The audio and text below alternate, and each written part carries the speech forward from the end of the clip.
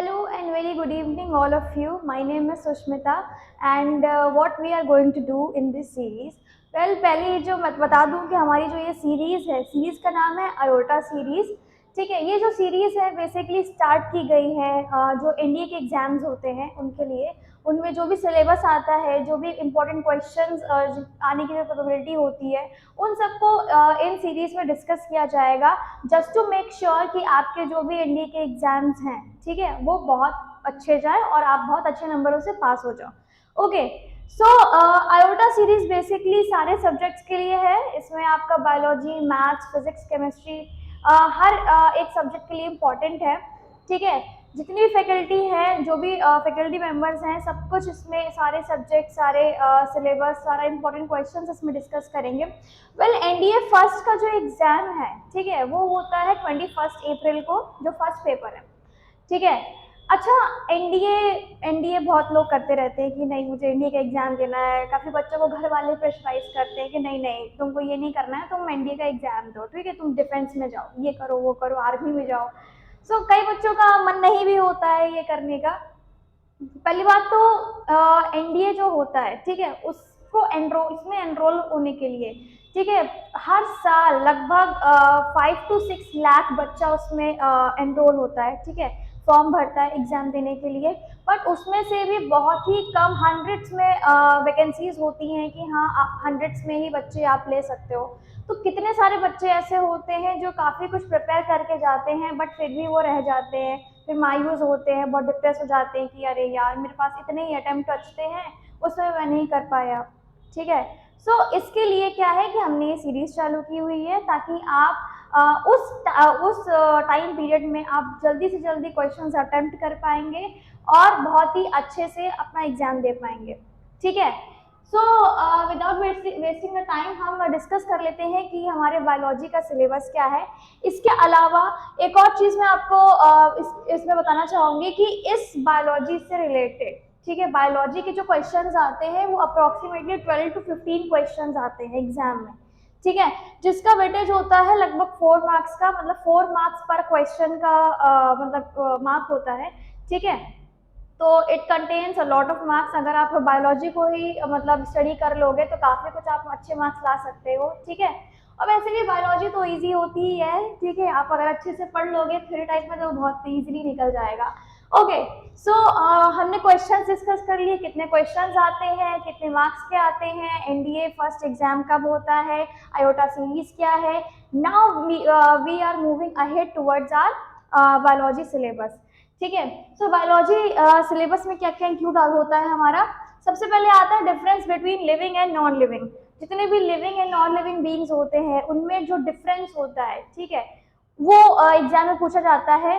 Well, ND के exam में क्या होता है, बहुत ही ज्यादा कुछ टफ नहीं आता है। आपका जो भी बेसिक्स है टेंथ का होता है और जो भी आपका 12th में पूछा जाता है, जो मतलब बेसिक्स ही पूछे जाते हैं, लेकिन हाँ ये है कि आपका उस टाइम प्रेजेंस ऑफ माइंड होना बहुत जरूरी है। ठीक है, क्योंकि तभी आप क्वेश्चंस को अटेम्प्ट कर पाएंगे। Okay, the next is food sources and constituents. Food क्या होता है, फूड के सोर्सेज क्या होते हैं, कितने टाइप के फूड्स होते हैं, कितने हमको उनमें से न्यूट्रिएंट्स मिलते हैं, न्यूट्रिशन किस तरह से मिलता है, कौन कौन से सोर्सेज होती हैं, ठीक है, कार्बोहाइड्रेट्स, फैट्स, वाइटामिन, प्रोटीन्स, ये सब कैसे कैसे मिलता है। ठीक है, तो इन सब के बारे में डिस्कस किया जाएगा। Basis of life, cells and tissues.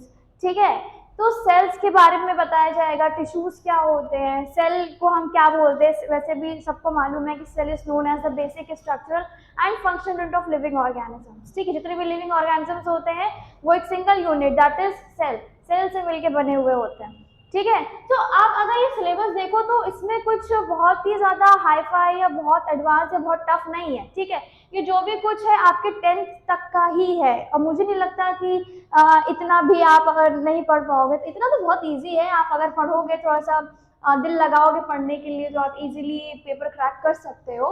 Well, जो नेक्स्ट टॉपिक है that is growth, development and reproduction in living beings. ठीक है, लिविंग बीइंग्स में किस तरह से ग्रोथ होती है, किस तरह से उनका डेवलपमेंट होता है, कैसे रिप्रोडक्शन करते हैं, कैसे ग्रो करते हैं, ये चीज़ है। अच्छा, एक मतलब चीज़ होती है कि जैसे ग्रोथ एंड डेवलपमेंट अगर साथ में वर्ड ऐड किया जाता है तो कई लोग बोलते हैं कि ग्रोथ हो रही है, हाइट बढ़ रही है, ठीक है, मेंटल एबिलिटी बढ़ रही है, वो भी ग्रोथ में आती है, बट ऐसा नहीं होता। ग्रोथ आपकी फिजिकली होती है, डेवलपमेंट जो होता है वो आपका मेंटल एबिलिटी होती है, लॉजिकल एबिलिटी होती है, ठीक है, आपकी जो पर्सनैलिटी है, ठीक है, वो जब डेवलप होती है that is known as a development, ठीक है। बट जो ग्रोथ होती है आपकी वो फिजिकली हो रही है, ठीक है, लाइक वेटेज का हो गया, हाइट का हो गया, इन सब चीज़ों के बारे में होता है। Now next is balanced diet. Balanced diet क्या होती है, ठीक है। बैलेंस डाइट वैसे हम फूड में इंक्लूड करते हैं, बट बैलेंस डाइट को हमने अलग से मेंशन किया हुआ है, क्योंकि बैलेंस डाइट एक अलग से टॉपिक भी है कुछ बोर्ड्स में। बैलेंस डाइट बेसिकली होती क्या है, बैलेंस डाइट एक काइंड ऑफ अ डाइट जिसमें कि आपको इक्वल अमाउंट में सारे न्यूट्रिएंट्स मिल जाते हैं। जैसे अगर आप दाल चावल सब्जी रोटी सब एक साथ खा रहे हो, प्लस सैलेड भी ले रहे हो या दही भी ले रहे हो, तो उसमें क्या हो रहा है आपको कि मतलब एक ही टाइम पे एट अ सर्टेन टाइम आपको सारे टाइप के न्यूट्रिएंट्स मिल रहे हैं इन इक्वल क्वांटिटी, ठीक है। So that is known as a balance diet. Balance diet के बाद आता है elementary knowledge of the human body. Human body क्या होती है, कितनी बोन्स होती हैं, ठीक है, ब्रेन क्या होता है, स्पाइनल कॉर्ड क्या होता है, स्कल क्या होता है, लिगामेंट क्या होते हैं, टेंडन्स क्या होते हैं, ठीक है। तो ये सारी जो भी चीज़ें हैं ये आपको एलिमेंट्री नॉलेज में दिया जाएगा, ठीक है। जो भी बेसिक्स होते हैं, बेसिक्स से लेके हाई स्टैंडर्ड तक का जो भी नॉलेज है ह्यूमन बॉडी के बारे में वो आपको इस टॉपिक में दिया जाएगा। इसके बाद आता है epidemics, causes and the prevention. So basically epidemics मतलब क्या होता है, एपिडेमिक्स का मतलब होता है डिसीजेस, ठीक है। जो भी डिसीजेस होती है हमको, जो भी दिक्कतें होती है, चाहे वो एसटीडीज हों, फिर चाहे वो इन्फ्लेमेटरी डिसीजेस हों, ठीक है, इन सब के कॉजेस कैसे होते हैं, किस तरह से ये हमें कॉज करते हैं, कैसे इनका प्रिवेंशन होता है, कैसे हम इनको क्योर कर सकते हैं, कितने टाइम पीरियड के लिए होते हैं, ठीक है। So all that will include in the epidemics, causes and the prevention, ठीक है। सो ये जो 7-8 चीज़ें हैं ये आपके इंक्लूड होती हैं आपके बायोलॉजी सिलेबस में, ठीक है। इसको कंप्लीट करने के लिए we will take almost 18 to 20 classes, जिसमें कि हम ये सारे जो भी टॉपिक्स हैं इसको कंप्लीट करेंगे। और इसके अलावा मैंने आपको बताया हुआ है कितना वेटेज होता है। सो इसको कंप्लीट करने के लिए मतलब आप लोग इतना ध्यान रखिए कि आपको बहुत ही थरली एंड बहुत ही ज़्यादा एक मतलब बहुत ही मतलब अपना दिमाग लगा के इसको पढ़ना है, इसको समझना है, इसको सुनना है, ठीक है। प्रॉपर अपने नोट्स जरूर बनाते रहिएगा, ठीक है, क्योंकि वही आपके काम आएंगे at last moment. Last moment पे क्या होता है कि वही नोट्स जो होते हैं आपके वही काम आते हैं, ठीक है। जो भी मेन कीवर्ड्स होते हैं उसको आप नोट डाउन करते रहिएगा, जो भी मेन पॉइंट्स आपको लगे, ठीक है। अगर कुछ वर्ड्स ऐसे हैं जिनकी मीनिंग आपको नहीं आती है तो उसको आप सर्च आउट कर सकते हो, हमारे कमेंट बॉक्स में कमेंट कर सकते हो, ठीक है, जिसके बाद हम उस वर्ड की जो भी मीनिंग है वो आप तक पहुंचा पाएँ, ठीक है। सो ये सब कुछ बेसिक चीज़ें हैं, और बाकी रेस्ट जो भी आपका सब्जेक्ट है, आपके सब्जेक्ट जो फैकल्टी वो आपको बताते रहेंगे।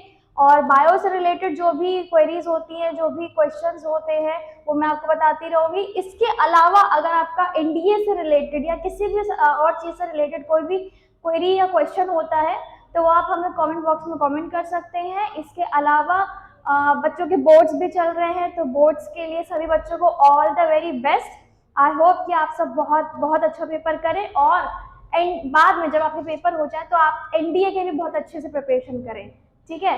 सो I hope that you all will do great and all the very best to all of you. Thank you.